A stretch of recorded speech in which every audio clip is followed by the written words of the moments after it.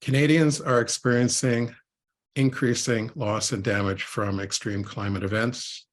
Climate change is expected to bring even more large events in the future. It's essential that homeowners and businesses become much more active in preparing for climate extremes.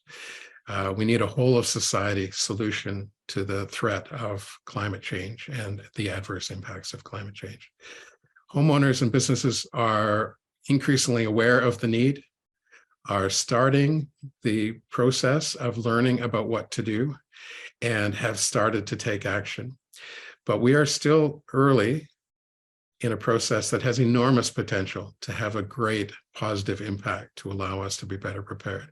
We're seeing good signs of interest and willingness to act, but turning that into meaningful and bold changes in protective has yet to happen in Canada and in other countries around the world.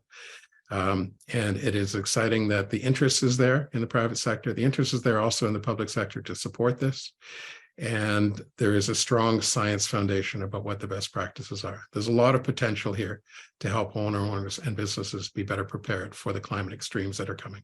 Over the last 40 years, we've seen damage caused by severe weather double every 5 to 10 years, and then double again, and then double again, and then double again.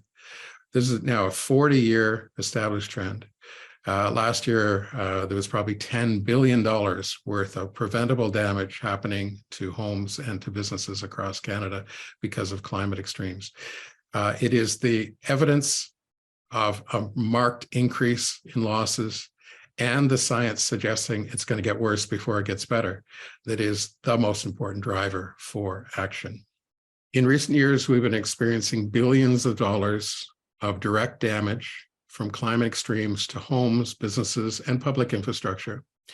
And the evidence shows that the knowledge exists to have prevented a lot of those losses. If homes had a backwater valve, if tie-down straps were part of constructing a home that experienced strong winds, if wildfire resilience was part of the building process. I sincerely believe that much of the adverse impact of climate extremes is presently preventable with existing knowledge. And so there is the possibility of having a significant change in the direction of rising losses. We can stop the trend of rising losses by applying the knowledge that we have. But it requires large investments in protective action by literally millions of homeowners and businesses all across the country. But the potential is there. The science is there that most of the losses we have been experiencing, the knowledge exists to have been better prepared through retrofits, better prepared through how we do new construction. The potential for positive outcomes through climate preparedness is very, very large in Canada. The challenge of turning the science exercise of preparing assessments into supporting knowledge for action by homeowners and knowledge for action by private industry is part of what the assessment process is getting better at, but needs to continue to focus on how to take the science and communicate it in a way that it changes decisions.